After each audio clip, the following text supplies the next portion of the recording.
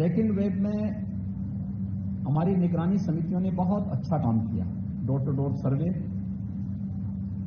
हर लक्षण युक्त व्यक्ति को मेडिसिन उपलब्ध करवाना, अगले 24 घंटे के अंदर आरआरटी टीम के द्वारा उन सभी का टेस्ट कराना, ये सभी कार्यक्रम चलते रहे। आदरणीय प्रधानमंत्री जी का मार्गदर्शन, भारत सरकार का भरपूर सहयोग, कोरोना की दूसरी लहर को भी पूरी तरह नियंत्रित करने के बाद तीसरी लहर की जो आशंका व्यक्त की जा रही है उस पर हम लोग कार्य कर रहे हैं। खासतौर पर तीसरी लहर के बारे में जो आशंका व्यक्त की जा रही है, यद्यपि उसमें कोई सशंकित होने की आवश्यकता नहीं, किसी प्रकार की भयभीत होने की आवश्यकता नहीं, लेकिन सतर्कता और सावधानी आवश्यक है। क्योंकि जिस समय तीसरी लहर के बारे में आशंका व्यक्त की जा रही है वह समय तमाम प्रकार की उन विषाणुजनित बीमारियों की प्रति भी अत्यंत संवेदनशील समय होता है, जब मलेरिया है, डेंगू, कालाजार, चिकनगुनिया, इंसेफ्लाइटिस, ये तमाम प्रकार की बीमारियां आती हैं और ये सभी क्षेत्र उसके प्रति कहीं न कहीं संवेदनशील रहते हैं। राज्य सरकार ने अभी से इसकी तैयारी प्रारंभ कर दी है। स्वच्छता, सैनिटाइजेशन, फॉगिंग, शुद्ध पेयजल की आपूर्ति की कार्रवाई हो या फिर अभिभावक स्पेशल बूथ के माध्यम से हर जनपद में अभिभावकों को 12 वर्ष से छोटी उम्र के जितने भी बच्चे हैं उनके अभिभावकों को प्राथमिकता के आधार पर वैक्सीन उपलब्ध करवाना और वैक्सीन से उन्हें कोरोना का सुरक्षा कवच उपलब्ध कराना, यह कार्य भी प्रदेश के अंदर युद्ध स्तर पर चल रहा है और हम लोगों ने इसके अभिभावक स्पेशल बूथ हर एक जनपद में स्थापित किए हैं। बलिया जनपद में भी सफलतापूर्वक आगे बढ़ रहा है। पीडियाट्रिक आईसीयू के निर्माण की कार्रवाई भी हमारी हर जनपद में प्रारंभ हुई है। जहां मेडिकल कॉलेजेज हैं, मेडिकल कॉलेजेज में 100 बेड्स के हमारे आईसीयू बन रहे हैं। डिस्ट्रिक्ट हॉस्पिटल में 25 से 30 बेड्स के हम लोगों ने पीको के निर्माण की कार्रवाई की है। कुछ सीएचसीज को भी हम इसके साथ जोड़ रहे हैं, जहां मिनी पीको के निर्माण की कार्रवाई युद्ध स्तर पर चल रही है। और भी इसके लिए जो भी सावधानी होगी इन सबको करने के साथ ही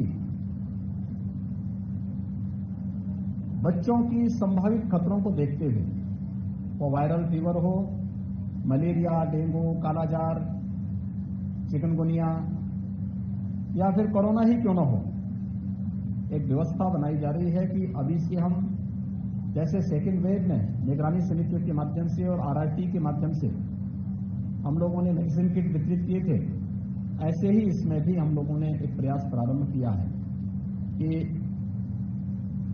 26 जून के बाद व्यापक पैमाने पर निगरानी समितियां जनप्रतिनिधियों के मार्गदर्शन में हर विधानसभा क्षेत्र में विशेष अभियान प्रारंभ करेंगे। अभी से पर्याप्त मात्रा में दवा हर एक जनपद में भेजी गई। इसमें 4 हमने श्रेणियां तय की हैं: 0 से 1 वर्ष की उम्र, 1 से 5 वर्ष का उम्र, 5 से 12 वर्ष की उम्र के बच्चे और 12 से लेकर के 18 वर्ष की युवाओं को भी इसके साथ जोड़ा है। 4 प्रकार के पैकेट हर एक जनपद में पर्याप्त मात्रा में भेजे जा रहे हैं। हमारी निगरानी समितियां डोर टू डोर सर्वे करके इस आयु वर्ग के जो भी बच्चे कहीं भी कोई लक्षण दिखाई देगा, फीवर है, सर्दी जुकाम है, उन्हें मेडिसिन किट उपलब्ध कराएंगे और अगले 24 घंटे के अंदर उनका फिर आरआरटी के माध्यम से टेस्ट करवाने की व्यवस्था। ये 4 प्रकार के कार्यक्रम हम लोगों ने अभी से अपना प्रारंभ कर रहे हैं। वैक्सीनेशन का कार्यक्रम सफलतापूर्वक चल रहा है। वैक्सीनेशन के कार्यक्रम में पूरे प्रदेश में अब तक हम लोग 2,46,00,000 से अधिक लोगों को वैक्सीन उपलब्ध करा चुके हैं। 18 से 44 वर्ष की आयु वर्ग के 53 लाख से अधिक लोगों ने अभी तक उत्तर प्रदेश में वैक्सीन लिया है और बलिया जनपद में भी 2,64,000 से अधिक लोगों ने वैक्सीन लिया है। वैक्सीन की प्रक्रिया को तेज करने की कार्रवाई हो रही है और 21 जून से भारत सरकार ने 18 साल से 44 वर्ष की उम्र के लोगों को भी, 45 वर्ष से ऊपर के लोगों को पहले से ही फ्री में वैक्सीन भारत सरकार दे रही थी। लेकिन हम लोगों ने एक प्रयास प्रारंभ किया है। भारत सरकार ने 18 से 44 राज्यों के ऊपर सौंपा था। राज्य ने 1 मई से अपने यहाँ वैक्सीनेशन प्रारंभ भी कर दिया था।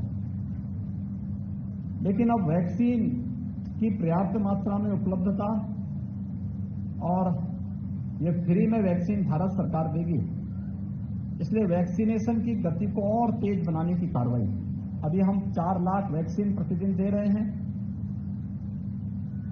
21 जून के बाद हम इसे 6 लाख प्रतिदिन करने की ओर बढ़ रहे हैं और जुलाई प्रथम सप्ताह में हमारा प्रयास है कि प्रथम सप्ताह से ही हम लोग 10 से 12 लाख वैक्सीन प्रतिदिन प्रदेश के अंदर उपलब्ध करवाने का कार्य करेंगे। मुझे प्रसन्नता है कि बलिया ने वैक्सीनेशन के इस कार्यक्रम में वेस्टेज को न्यूनतम रखने का प्रयास किया है और मुझे लगता है इसको और भी अच्छे ढंग से आगे बढ़ाया जा सकता है। सेकेंड वेव में जो समस्या हमारे सामने आई थी वह थी ऑक्सीजन की आपूर्ति को लेकर के। भारत सरकार के सहयोग से राज्य सरकार ने अपने स्तर से भी, माननीय जनप्रतिनिधियों ने भी इसमें सहयोग किया है। बलिया के अंदर एक ऑक्सीजन प्लांट बनकर के तैयार हो चुका है और चालू भी हो चुका है। 6 नए प्रस्तावित हैं। प्रदेश के अंदर वर्तमान में हम 431 ऑक्सीजन प्लांट या तो निर्मित कर रहे हैं, 100 ऑक्सीजन प्लांट हमारे स्थापित हो चुके हैं, शेष प्रस्तावित हैं और उस पर तेजी के साथ कार्य आगे बढ़ेंगे। उत्तर प्रदेश देश के अंदर सर्वाधिक टेस्ट करने वाला राज्य है। टेस्ट, ट्रीट एंड ट्रैक के इस माध्यम से हम लोगों ने मजबूती के साथ इस कार्यक्रम को आगे बढ़ाने का कार्य किया है। तो टेस्ट एंड ट्रीट के इस मंत्र ने कोरोना को नियंत्रित करने में काफी सफलता प्रदेश को दी है और इसको हम निरंतरता प्रदान करेंगे। आपके माध्यम से मेरी अपील होगी जनता जनार्दन से कि वो टेस्ट करने से न भागें। निगरानी समिति आती है, टेस्ट जरूर करवाएं। मास्क का इस्तेमाल भी जरूर करें। भीड़ भाड़ वाले स्थानों में जाने से बचें और मेरी अपील होगी कि वैक्सीन अपनी पारी आने पर जरूर लगाएं। हमारा प्रयास है कि गांव-गांव में हम वैक्सीनेशन के सेंटर स्थापित करें।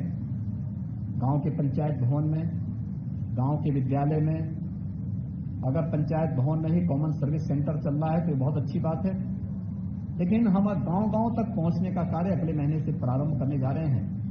तो वैक्सीन अपनी पारी आने पर जरूर लगाएं। हम सब आभारी हैं प्रधानमंत्री मोदी जी के, जिनके प्रयास से कोरोना को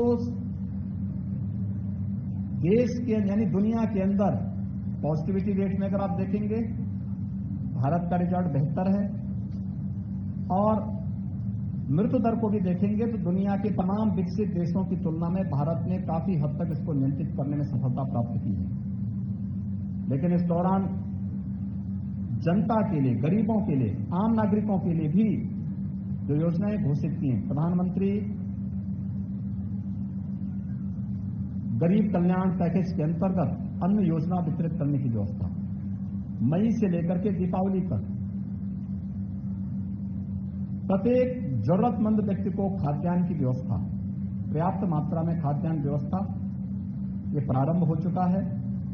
पर यूनिट 5 किलो चावल या गेहूं हर जरूरतमंद व्यक्ति को, राशन कार्ड धारक को भारत सरकार निःशुल्क उपलब्ध करा रही है। प्रदेश में 15 करोड़ लोग प्रति माह इस योजना से लाभान्वित हो रहे हैं।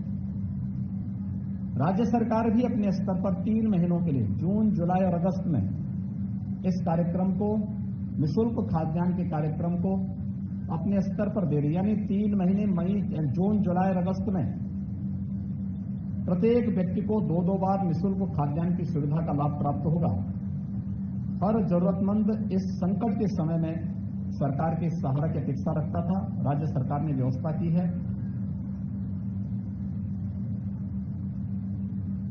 उस वर्ग को जो डेली कमाने खाने वाला है, लेबर क्लास है, स्ट्रीट वेंडर है, कुली है, या गांव में वह व्यक्ति जो अपनी नित्य प्रति के कार्यों के लिए समाज पे निर्भर रहता था, उन्हें भरण पोषण भत्ता देने की कार्रवाई दी। अभी हमने विगत दिनों जितने भी प्रदेश के अंदर रजिस्टर्ड श्रमिक थे, ऐसे 23 लाख लोगों को भरण पोषण भत्ता की पहली किस्त उन्हें उपलब्ध कराई है। स्ट्रीट वेंडर या फिर परंपरागत जो हमारे कारीगर हैं, उन लोगों को देने की कार्रवाई युद्ध स्तर पर चली, वेरिफिकेशन की कार्रवाई चल रही है। बहुत शीघ्र उन्हें भी भरण पोषण भत्ता का लाभ प्राप्त होगा। बलिया के अंदर स्वास्थ्य सुविधाएं और बेहतर हों, इसके लिए कुछ प्रस्ताव हम लोगों ने यहां जनप्रतिनिधियों ने मुझे उपलब्ध करवाए हैं। देखिए, एक चीज जो जिसके बारे में बहुत भ्रांतियां पैदा करने का प्रयास हो रहा है, वह है गेहूं क्रय केंद्रों के बारे में। अगर आप बलिया के अंदर देखेंगे तो कोरोना की सेकेंड वेव में विगत वर्ष की तुलना में, यानी जो आज किसानों से सीधे गेहूं क्रय केंद्र के माध्यम से क्रय करने और डीबीटी के माध्यम से धनराशि उपलब्ध कराने की जो कार्रवाई चल रही है, हमने 2017 में प्रारंभ की थी। 2016 की अगर मैं बात करूं, 2016 में केवल 7 लाख मीट्रिक टन गेहूं का क्रय हुआ था। हम लोगों ने कल तक 54 लाख मीट्रिक टन गेहूं का क्रय सीधे किसानों से किया है। बलिया जनपद में 85,000 मीट्रिक टन से अधिक गेहूं का क्रय तक किसानों से हुआ है। अगर विगत वर्ष की तुलना हम करेंगे तो विगत वर्ष मात्र 48,000 मीट्रिक टन गेहूं का क्रय हुआ था, तो 48,000 की तुलना में काफी आगे, काफी ज्यादा गेहूं का क्रय हुआ है। लेकिन फिर भी जिला प्रशासन से कहा गया कि जहां भी वो मंडी हो, जहां पे किसान के द्वारा लाए जाने वाली इस उपज को बरसात से बचाया जा सके, क्रय केंद्र वहां पर 22 तक सुचारू रूप से संचालित करें, जिससे हर एक किसान को इससे राहत मिल सके। किसान के हित के लिए, श्रमिकों के हित के लिए, स्ट्रीट वेंडर के हित के लिए, एक सामान्य नागरिक के हित के लिए सरकार पूरी प्रतिबद्ध तरीके से कार्य कर रही है। हम न केवल कोरोना के खिलाफ इस लड़ाई को जीतेंगे, बल्कि विकास की प्रक्रिया को तेजी से आगे बढ़ाते हुए जो स्वास्थ्य सुविधाओं को और बेहतर करने की दिशा में जो प्रस्ताव यहाँ पे हमारे जनप्रतिनिधियों ने उपलब्ध कराए हैं, सरकार उस पर गंभीरतापूर्वक विचार करते हुए उस कार्यक्रम को आगे करेगी। धन्यवाद।